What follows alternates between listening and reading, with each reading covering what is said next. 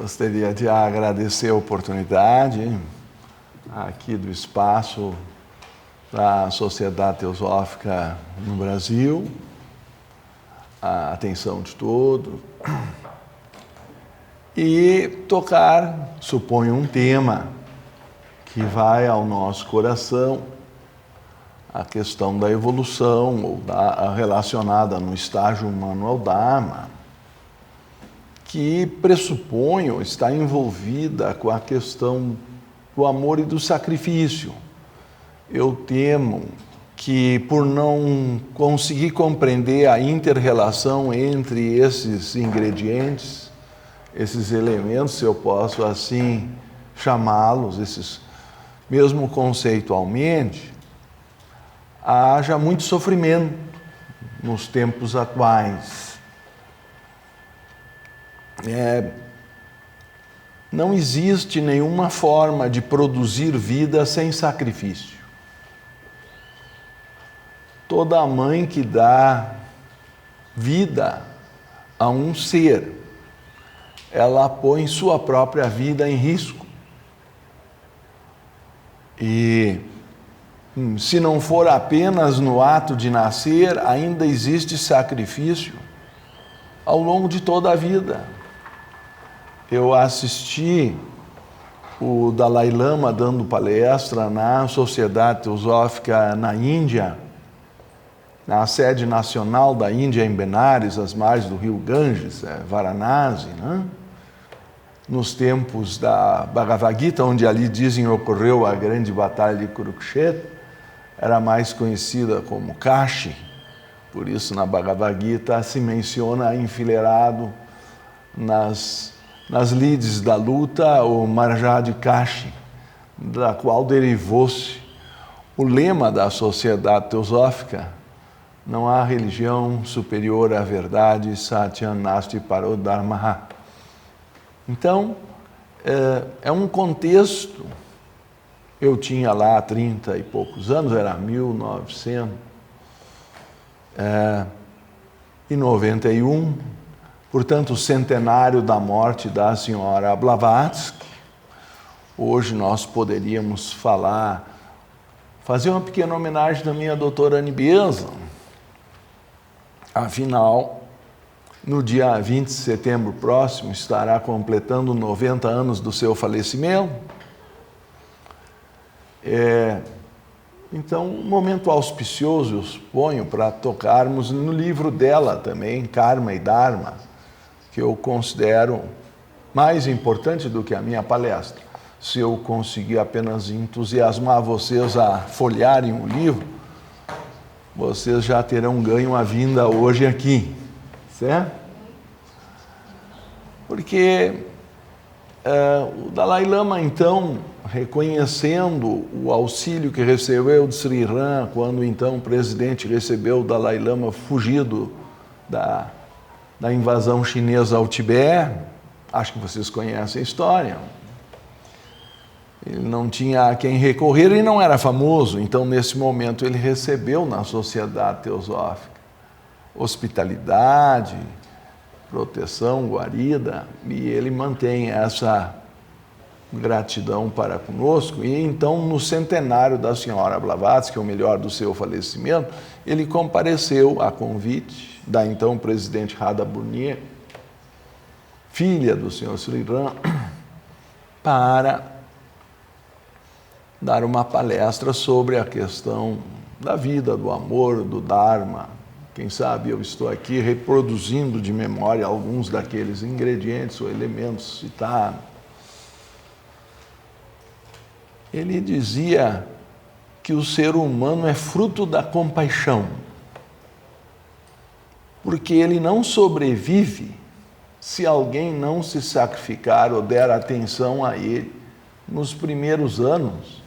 Veja que uma criança leva aí 6 meses para gatinhar, os primeiros 3 meses não segura nem o peso da própria cabeça. Então, eu me lembro ainda hoje o desespero de segurar a minha filhinha, que era muito pequena.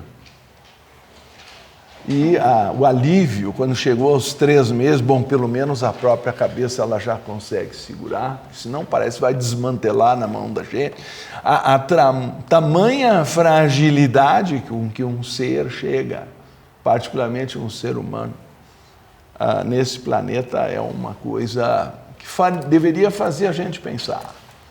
E com toda razão, o Dalai Lama prosseguiu o seu raciocínio, dizendo que então nós somos todos frutos da compaixão, porque não teríamos chegado à idade que estamos aqui hoje para assistir essa palestra, nenhum de nós, se alguém não tivesse tido compaixão da nossa fragilidade infantil. Usualmente, a mãe, o pai, mas às vezes, por questões complicadas do destino e do karma, nós não tivemos esse mérito, ou perdemos esses seres queridos muito cedo.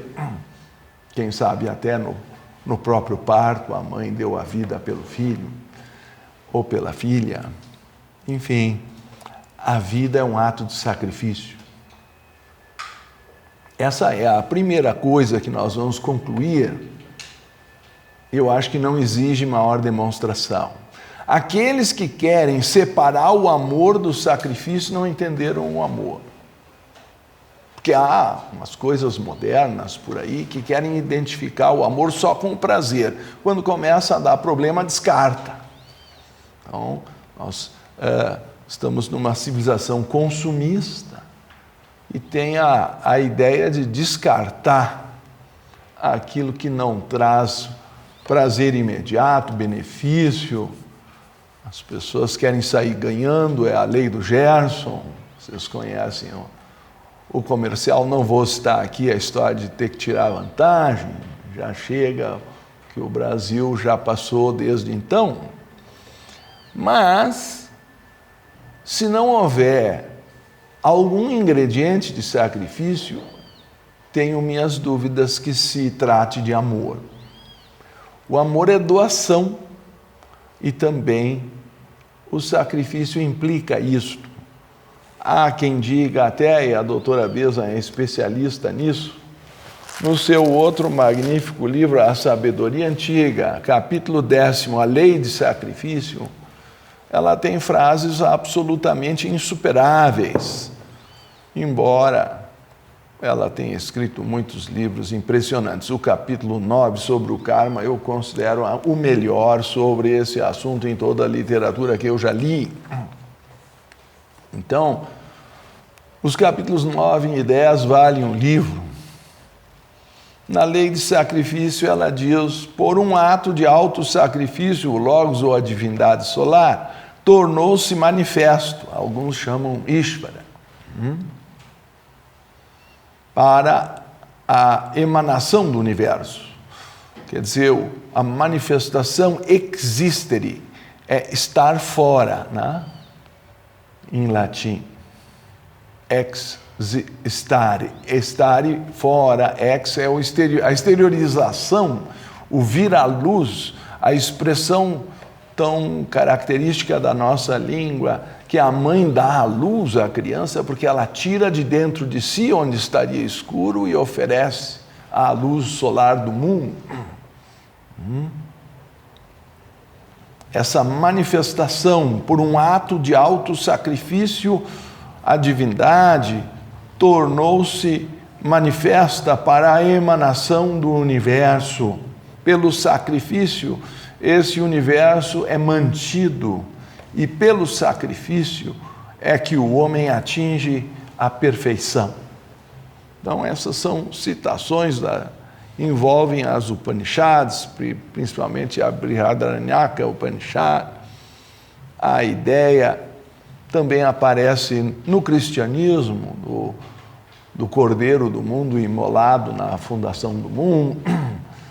Toda a ideia de que a vida depende do sacrifício para ser gerada e para ser mantida.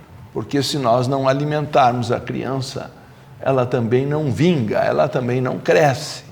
Então não basta simplesmente gerar a criança, é preciso assumi-la, cuidar dela. E alguém fez isso por nós. Eu vou insistir nesse ponto. não estaríamos aqui. E toda vez que eu me aproximo de uma mulher que tem 2 filhos, a minha veneração aumenta.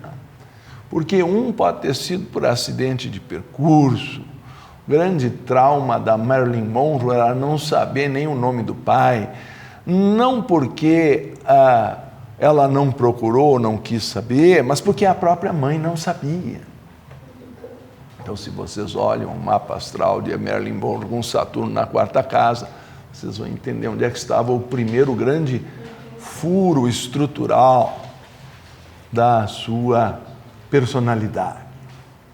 E se nós formos adiante, toda a riqueza que ela conquistou e a fama talvez fossem para preencher esse vazio original da sua família. Não vou aqui me centrar em um único caso. Estou querendo citar que a própria essência do sacrifício é uma efusão espontânea e jubilosa da vida para que outros possam compartilhá-la. Existe aí um impulso.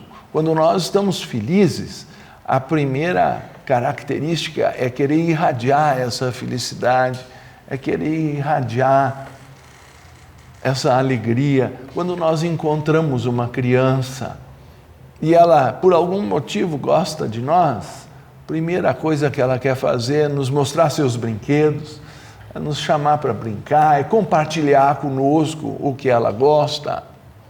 E se não for assim, a criança está com algum problema. Até um cachorrinho vai fazer isso, vai buscar, sei lá, um ossinho, isso, aquilo que ele gosta de pedaço de madeira.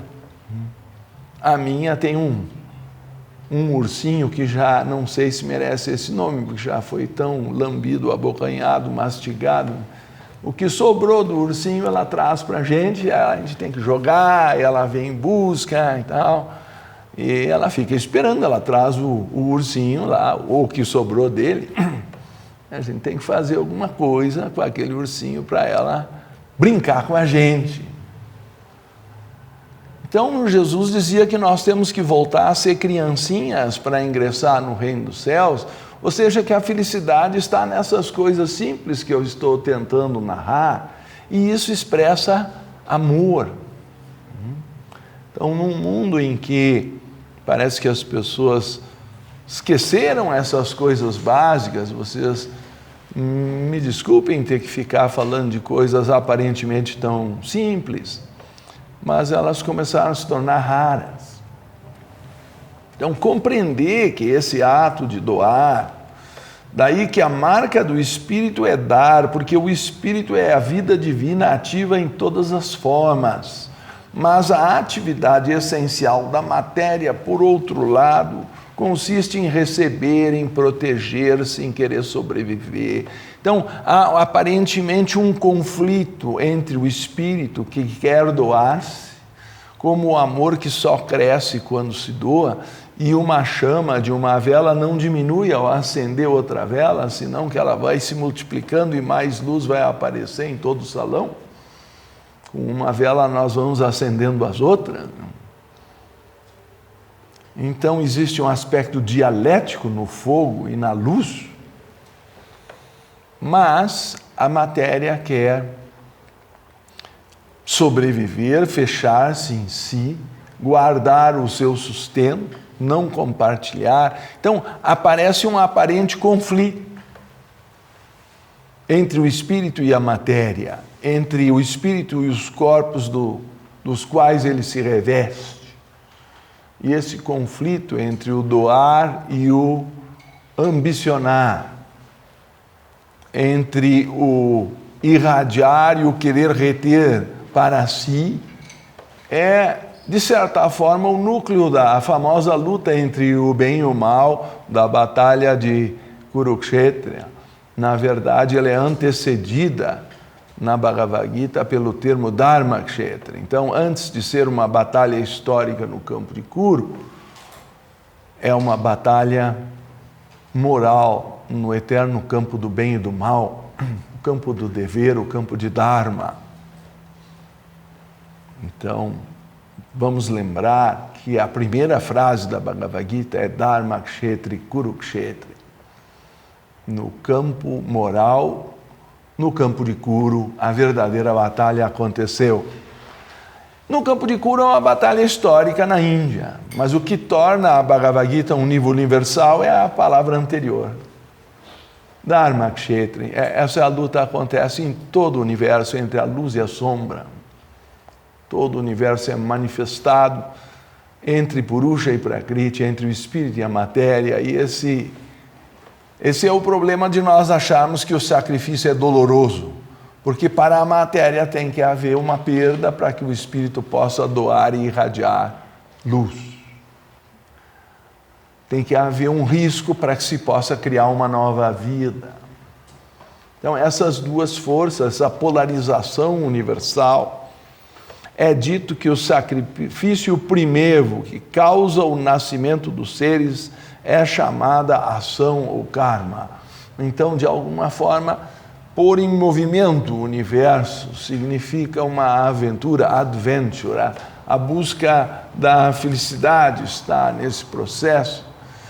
Encerra, portanto, as formas, suportando todas as imperfeições. Quer dizer, a própria divindade se encerra na matéria, até que a perfeição seja alcançada e sua criatura se torne semelhante a ele e una com ele. Então, o processo da evolução é querer que o outro fique da nossa altura.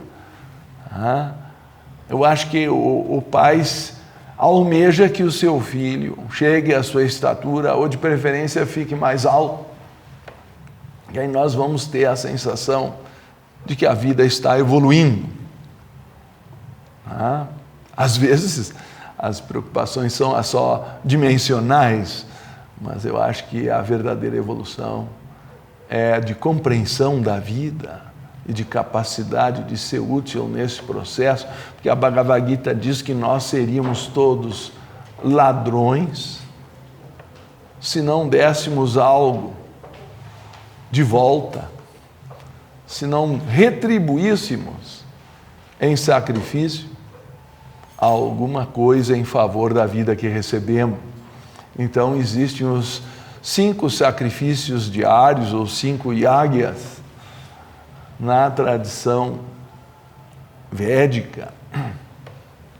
E nós estamos, de certa forma, fazendo um deles, ou pretendendo fazer uma meditação coletiva, lembrando da presença da divindade e do sentido da vida.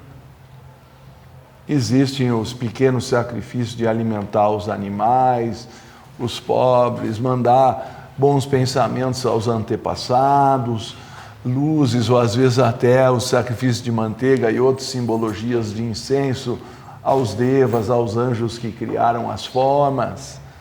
Mas, essencialmente, o sacrifício à divindade é ser canal da luz para o mundo, pela meditação, pelo servir, pelo ensinar, que é considerado o mais alto dharma na tradição védica. Então, nós somos criados imperfeitos, aparentemente, em forma, mas não em espírito. Por isso dizia o Cristo que o espírito está pronto, mas a carne é fraca. Então os corpos estão evoluindo. E nisso pressupõe-se algum tipo de dependência, algum tipo de imperfeição, algum tipo de processo de aperfeiçoamento progressivo. Eu sou também inclinado, como sabem alguns, pela tradição cristã. Gostaria de citar Santa Catarina de Siena, que, dentro do contexto de que Deus nos fez imperfeitos ou incompletos, ou reciprocamente dependentes, ela dizia que a ninguém ele concedeu todo o necessário para que fôssemos obrigados a usar da caridade uns para com os outros, para que nós nos amássemos uns aos outros. Então, ninguém tem tudo, ninguém é autossuficiente no sentido absoluto da palavra. Talvez os grandes seres, os Mahatmas, mas eles, por sua vez, não têm mais o ego, então eles vivem a serviço da humanidade. Então, aquele que tem tudo é aquele que se doa completamente. Na expressão comum mortal, nós todos temos necessidades e precisamos sempre de ajuda de alguém para alguma coisa. Um pode ter mais dinheiro, outro pode ter mais inteligência, outro pode ter mais saúde. Nós não temos todos as mesmas coisas. Triste é quando nós começamos a invejar o que o outro tem, mas não temos vendo que ele também tem uma carência. Então, a natureza foi criada para nos obrigar a interagir, para nos obrigar a sermos caridosos uns para com os outros. Não estou falando só de dinheiro, porque essa é a visão, infelizmente, predominante, parece, no mundo moderno. E é por isso que falta tanto amor, falta tanta compreensão da cooperação. Nós somos levados à cooperação porque temos necessidades distintas. E o que está sobrando para um está faltando para o outro. Mas não é a mesma coisa. Um está com carência afetiva, o outro está com carência de saúde, outro está com carência, talvez, de dinheiro. E se eles interagirem uns com os outros, eu acho que, até na sexualidade, só de um não sai a vida. Então, eu suponho que a natureza está pedindo para haver uma cooperação entre o homem e a mulher para que a vida prossiga. Se não chegarem a um acordo, a vida cessa. Assim parece que tudo na natureza está nos levando a sair do nosso ego psicológico, que quer ser independente, para cooperar. E essa expressão eu gosto muito também, por isso cito no meu livro, da tradição Sufi, no último capítulo, que é sobre o sentido da vida. Depois de pesquisar, me parece que encontrei duas principais expressões. Uma é que a vida é felicidade, ou é o seu objetivo. Outra é que a vida é amor. Mas acontece que o amor gera felicidade, e a felicidade, se eu fui claro, tem uma tendência a querer distribuir o que conquistou. Quando nós estamos de bem com a vida, nós queremos que os outros também estejam. Então, essa característica faz com que as duas não sejam necessariamente diferentes uma da outra. Então, essa analogia da tradição Sufi diz ou sugere que o significado da vida é o amor e que no princípio Deus era uno e estava só. E ele então dividiu-se a fim de que os seus fragmentos pudessem se amar uns aos outros e assim descobrir que são partes de um todo. Então, acho que a natureza, a divindade, quando criou o universo, criou essas regras que nos obrigam a cooperar uns com os outros se nós quisermos sobreviver. E isso deveria produzir nossa reflexão. Também a Bhagavad Gita, eu insisto em dizer, nos chama de ladrões se nós não devolvermos algo da vida que recebemos. E aí existem aqueles 5 sacrifícios diários que eu enumerei. Toda essa ideia sugere, como há diferentes capacidades, a ideia de Dharma. O processo da evolução vai com o aumento das capacidades de gerenciar as necessidades, a nossa utilidade perante o todo, porque o primeiro Dharma é servir, e esse, por ironia, é o mais alto ideal. Embora o último Dharma seja ensinar, porque aí a pessoa já passou por muitas vidas e tem algo a transmitir. Senão, os outros vão sofrer muito até descobrir por si mesmos. Então, a ideia é que nos primeiros estágios, as necessidades físicas, o corpo físico, seja o centro da consciência. Um magnífico livro que eu gostaria de recomendar a todos se chama Autocultura à Luz do Ocultismo. Tá? E na página 70, ele fala de 5 desejos que podem caracterizar esses dharmas, que também aparecem na Bhagavad Gita. O primeiro é o desejo de satisfação sensual. Isso é para mover aquele ser e tirar ele de tamas ou da preguiça, da inércia. Então, na busca de prazer, ele se move. Eu me lembro sempre daquela historinha que me contavam na infância. A preguiça quer comer, quero, então vai buscar, então não quero. Então é capaz de morrer de fome por causa da preguiça. Mas cedo ou tarde a fome motiva a ação. A Bhagavad Gita também diz que ninguém pode sobreviver sem ação. Nem que seja para respirar, eu tenho que fazer um esforço muscular. E eu suponho que vocês saibam que sem respirar a gente não vive. Então não é possível viver sem ação, sem karma e reação. Ação e reação.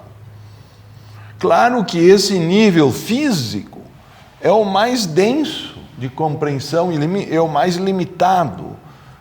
Mas ainda assim, o desejo de prazer ou de fugir da dor motiva. Um segundo estágio é o desejo de ajudar a própria família a viver uma vida confortável e decentemente.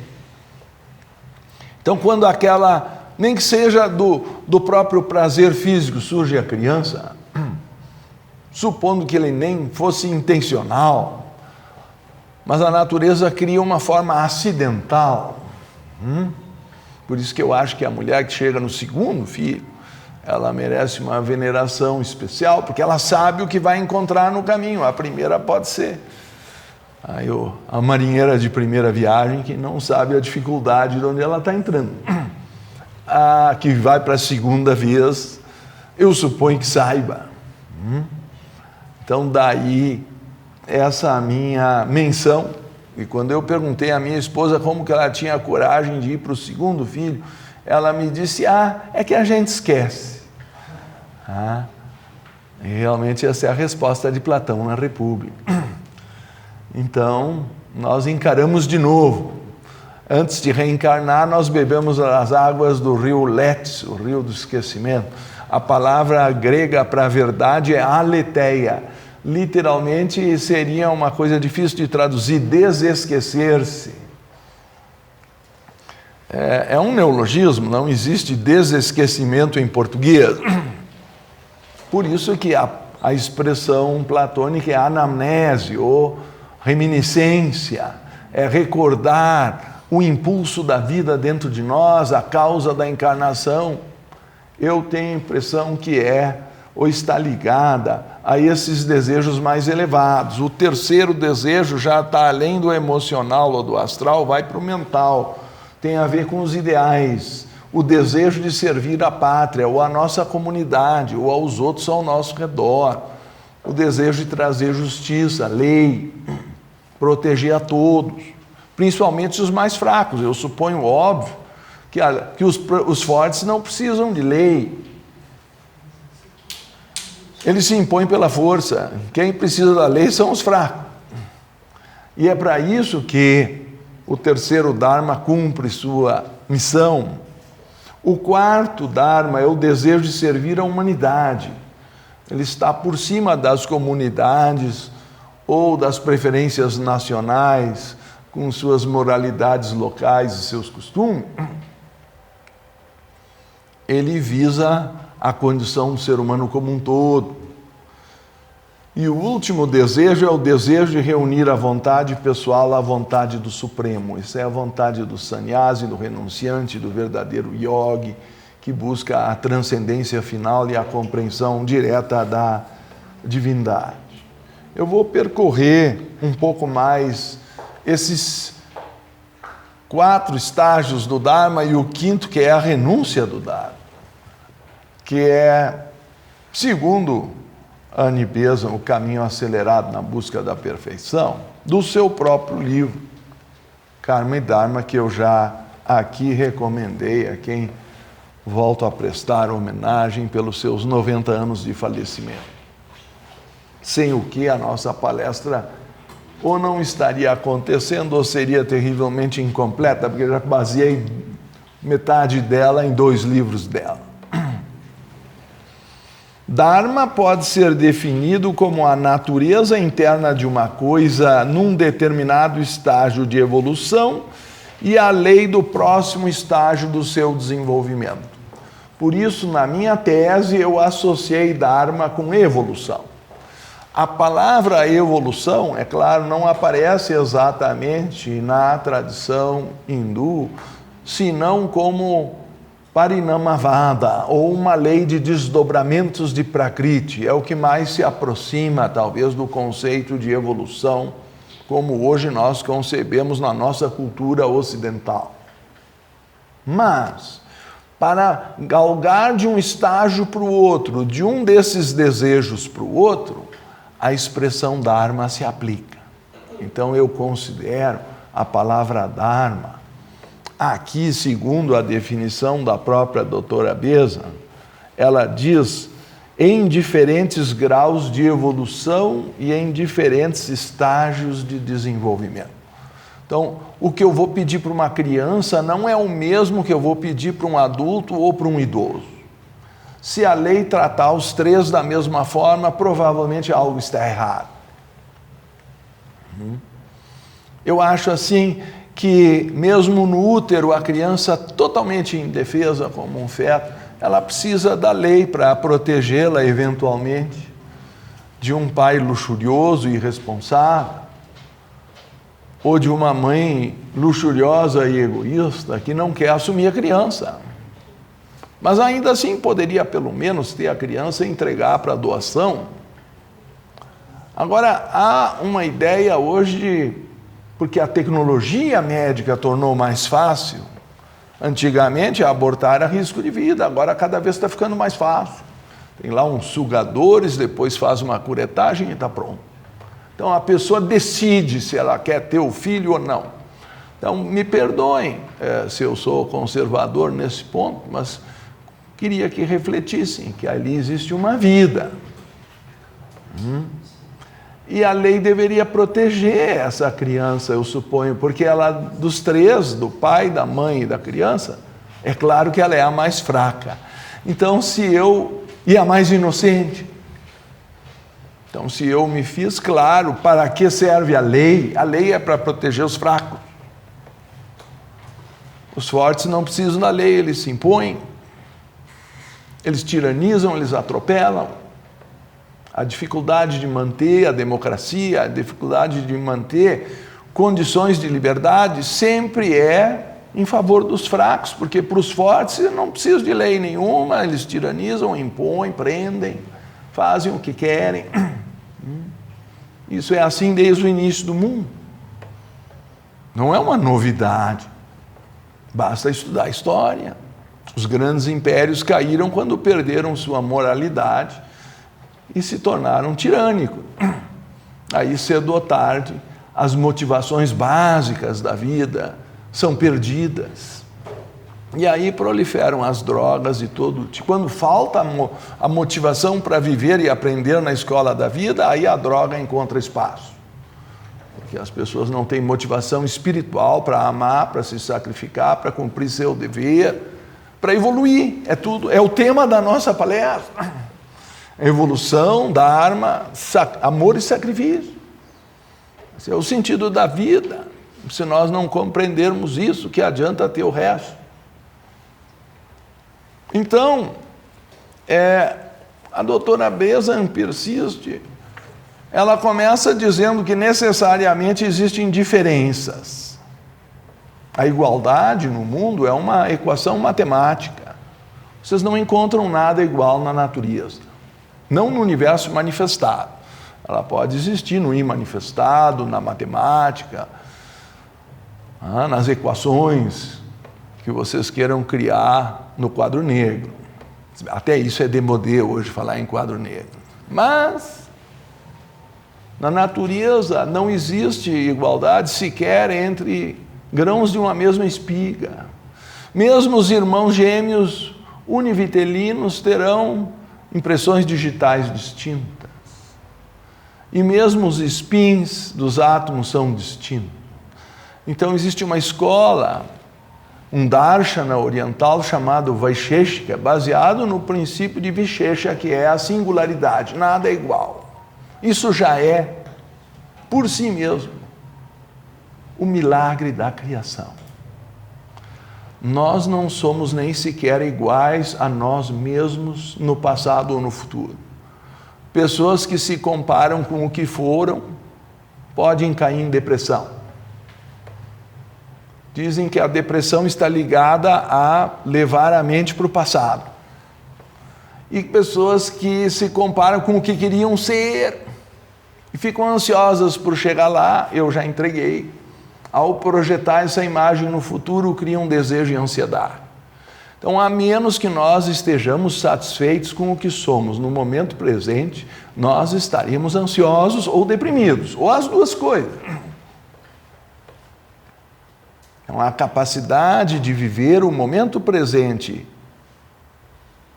e encantar-se com o milagre da vida é um dos objetivos dessa palestra.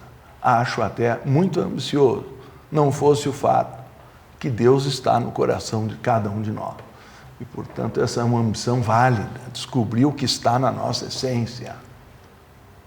Mas não existe igualdade na natureza.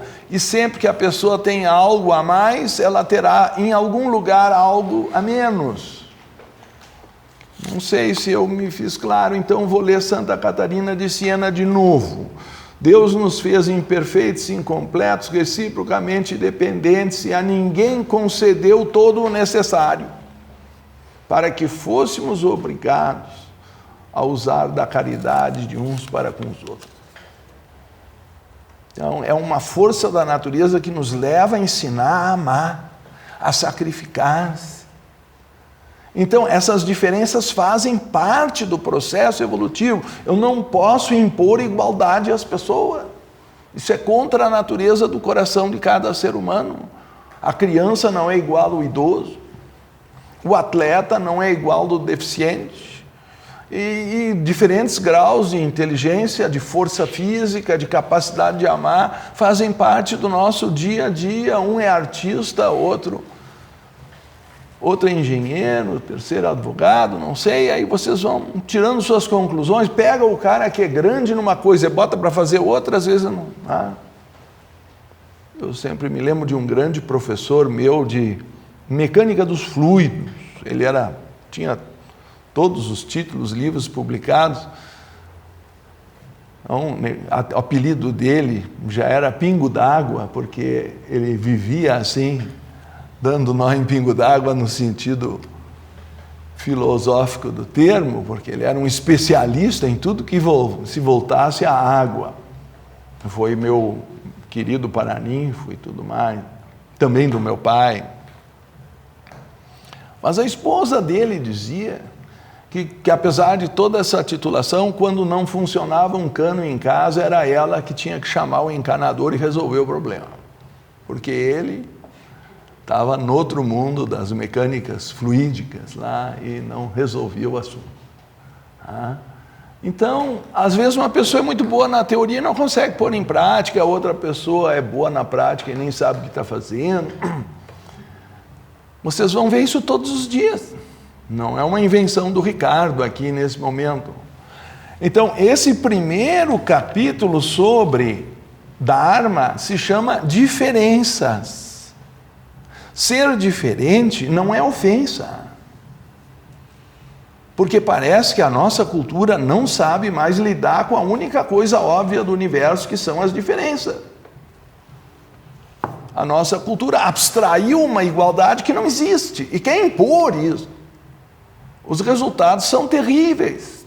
Todo mundo se sente fora da sua essência, da sua vocação, forçado a perder uma liberdade em favor de algo que não preenche o vazio, e aí cai na droga, na falta de sentido da vida, porque não podem florescer como são no seu Svarupa, no seu Svadharma, na sua natureza essencial e vocacional. Tem culturas que assim, está faltando engenheiro, manda aquela turma virar engenheiro. Mas como é que eu posso fazer isso? De repente as pessoas não têm qualificação, não têm vocação. Nós vimos aí o caso da menina que estava com diarreia, que estava com vômito, foi ao centro de saúde e injetaram na veia dela vaselina líquida e ela morreu. Agora, como tu vai explicar isso para o pai, que foi no SUS para salvar uma vida e saiu com a filha morta? Aí a auxiliar de enfermagem disse que estava um vidro parecido e estava na estante errada. Claro, ela injetou sem ler.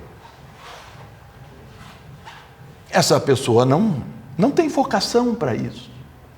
Acredito que ela não fez por mal, mas ela não tem vocação para essa profissão. Está no lugar errado.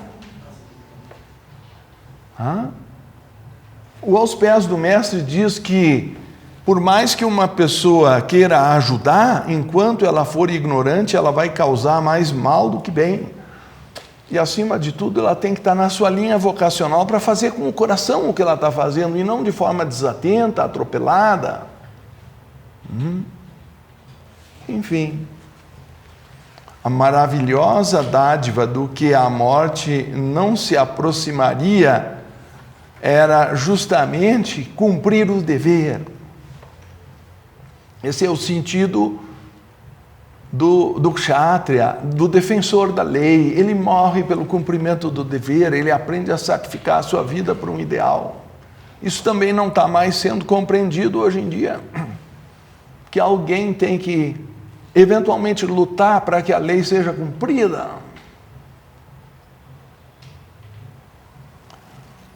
É necessário discernir a ação e a ação legítima, discernir da inação, e misteriosa é a senda da ação, porque se eu me omitir, eu também estou causando dano, eu tenho que cumprir o meu lugar. Mas como nada é absoluto em um universo condicionado, diz a doutora Bezan, certo e errado são relativos e devem ser julgados considerando-se o indivíduo e seus deveres. Então não há como dizer que o certo e o errado é igual para todo mundo, tem a ver com o estado de evolução, o estágio de cada pessoa, o grau de compreensão de cada pessoa. Eu não posso exigir de todos a mesma coisa. Isso numa família é tão simples, porque o velhinho já está com Alzheimer. Eu não posso deixar para ele uma função e pagar não sei o quê, porque hoje vai vencer, se ele nem lembra que dia é hoje. Ou a criança que ainda não sabe escrever, não sabe apertar nem os botões do computador para fazer o pagamento. Se é que ela não vai querer ir ao banco, aí que não vai dar certo. Então, para cada pessoa, cada tarefa tem uma necessidade de compreensão. É melhor cumprir o próprio dever ou dharma, ainda que destituído de mérito, do que o dever ou dharma de outra pessoa, bem cumprido. Aquele que cumpre com um dever o que lhe impôs o karma, a sua própria natureza não incorre em pecado.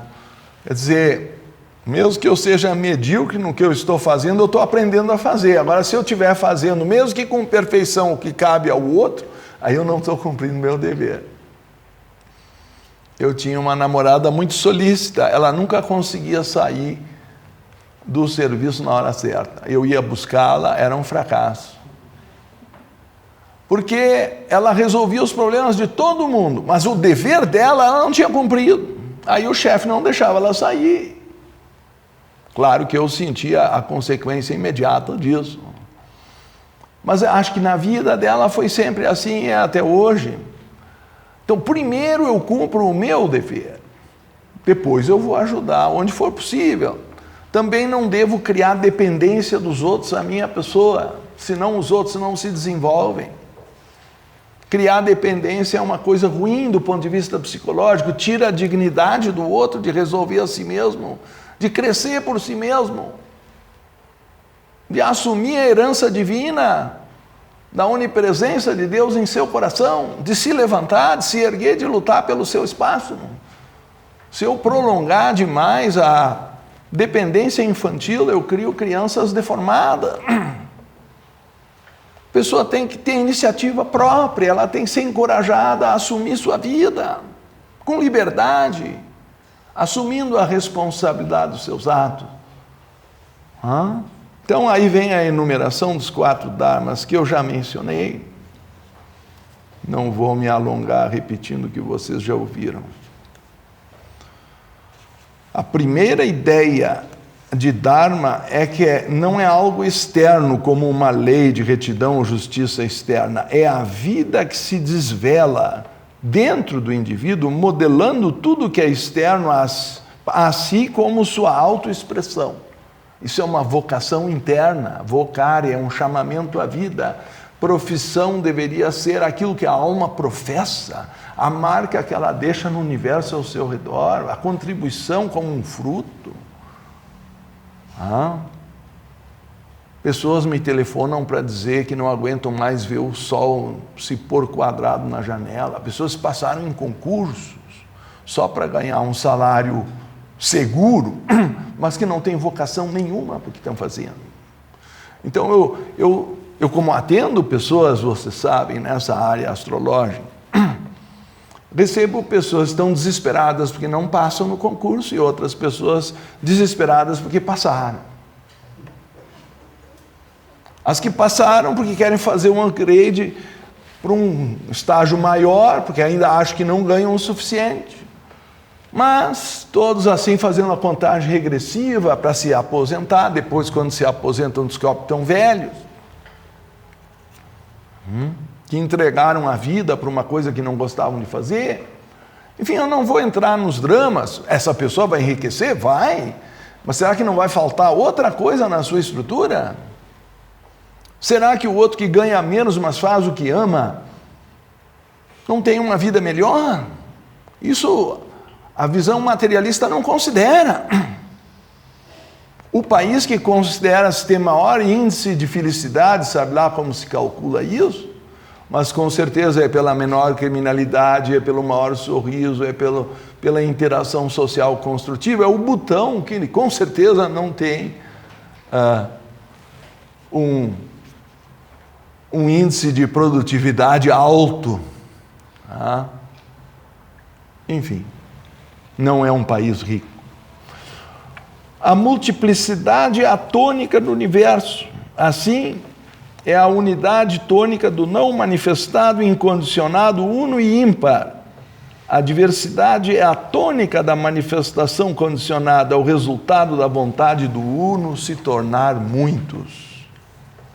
Mas como poderá aquilo que é limitado e que é parcial refletir Ishvara ou uno, o divino?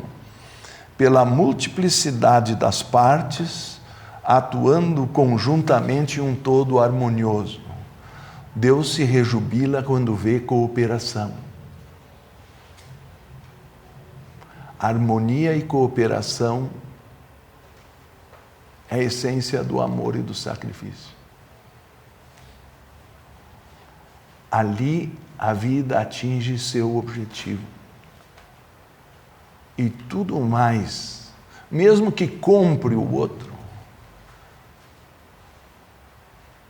jamais produzirá o milagre do sentido da vida. As pessoas querem com o dinheiro e o poder comprar corações, comprar sentimentos, às vezes até corpos, chegam no crime, tráfico de pessoas, coisas horríveis acontecem no mundo. Mas jamais vão conhecer a verdadeira felicidade por esse caminho. Porque é da cooperação espontânea, portanto, se não há felicidade, me desculpem, eu não acredito em casamento com carabina na nuca. Ou o amor é espontâneo, ou ele não é amor. Acho ridículas essas coisas de fazer trabalho para segurar o amor, como eu encontro aí em vários posts, dá o telefone, o Pix. Como é que a gente vai segurar o amor? E sem falar nos meios que estão geralmente sacrificando algum ser vivo para isso. Mas que amor é esse? Que coisa mais frustrante, que tem que ser conquistada por essas vias. Pode isso trazer felicidade? Então, se nós formos acompanhando, todo o prazer emana da harmonia e somente a harmonia consegue proporcioná-lo. O livro de Dr. Abeza, claro, eu gostaria de lê-lo inteiro, mas eu tenho que selecionar algumas partes. Todo tipo de sofrimento surge ao se arrancar o fruto antes dele estar maduro. Também existe o problema da pressa escandalosa no mundo moderno, acho associada à perda da ideia ou do conceito da reencarnação. Então eu recebo a toda hora na internet, aproveita a vida, dando a entender que está acabando. A vida não acaba, a gente vai reencarnando. A gente tem que aproveitar, aprender com a vida. Mas cada minuto é um único e, meu Deus do céu, parece que tem uma ampulheta que está acabando. Isso é uma visão totalmente materialista da vida. Deveria despertar serenidade em compensação da harmonia das estrelas no céu, que não se desgastam ao girar nas esferas da música de Pitágoras. A música das esferas, a música do destino, das afinidades, toda a astrologia gira em torno da compreensão desses ciclos da vida, que sempre se renovam. O sol sempre reaparece na nossa janela para nos lembrar que sempre é tempo de recomeçar. E diziam atribui-se aos egípcios a ideia também do entardecer. Ele tem toda a sua magia. A frase dizia: a esperança de um novo dia torna belo o entardecer. Porque se cumpre uma tarefa e se começa outra no dia seguinte. Não há motivo para a velhice ser um problema. Deveria ser um momento de reflexão, porque na juventude as pessoas têm tanta energia que não se aguentam dentro de seu próprio corpo. Difícil segurar as crianças até para assistir uma palestra. E hoje em dia, com o tal do TDAH, parece que cada vez as pessoas são mais impacientes. Mas se supõe que quando a idade avança, a mente começou a serenar e a gente presta atenção na vida e aprende com a existência. Porque a energia já não está assim, tirando a pessoa do assento, sabe? Porque a pessoa não consegue nem sentar.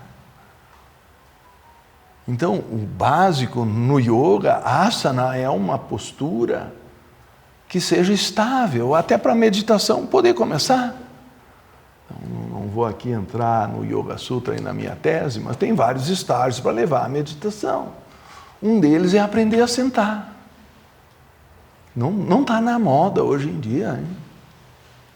As pessoas só ficam trocando de almofada, mas não estão em harmonia com o seu próprio corpo.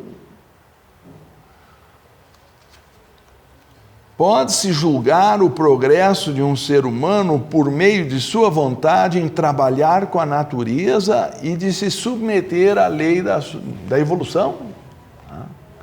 Então, cumprir seus prazos. O primeiro estágio da evolução, então, é o serviço. Se eu não tenho iniciativa própria, eu aprendo com aqueles que já a desenvolveram. É o que se pode esperar de uma criança, é servir. Tá certo? Pelo serviço, ela aprende as qualidades necessárias para atingir o estágio seguinte. A gente entra como estagiário e aprendiz.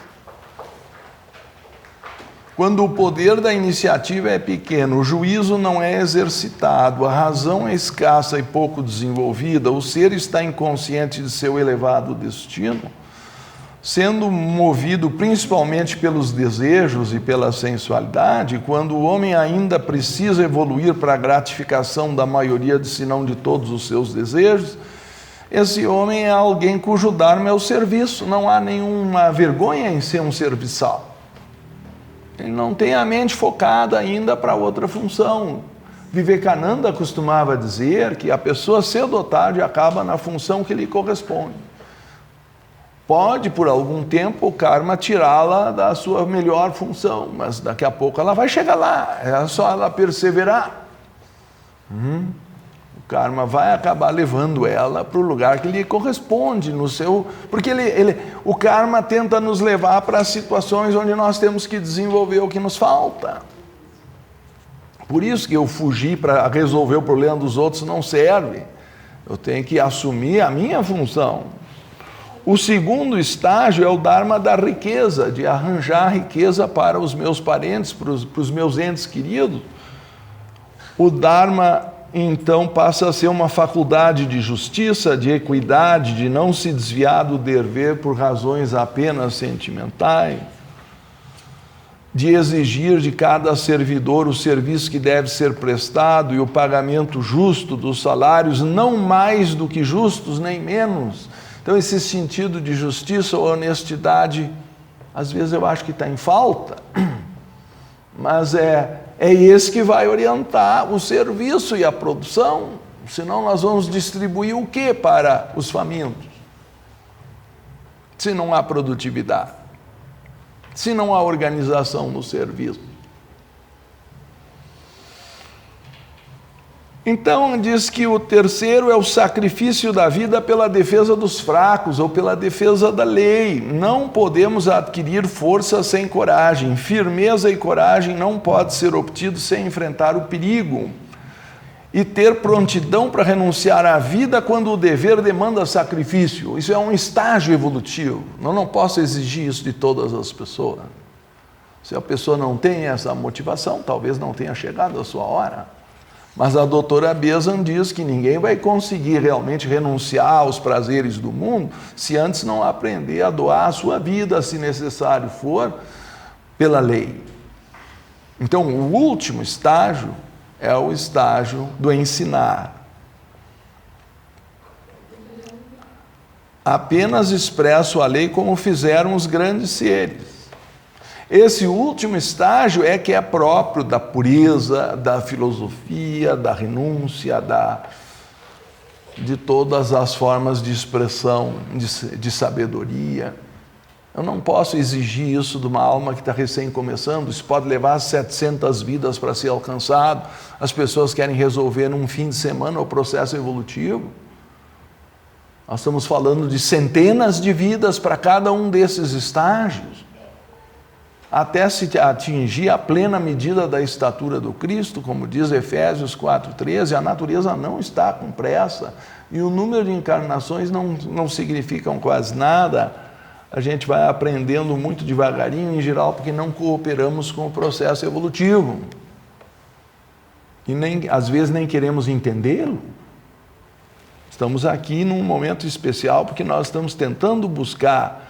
Aprendam o que significa o Dharma e serão úteis ao mundo. Aí ela vai entrar na questão do certo e do errado, que é relativa ao estado evolutivo de cada um.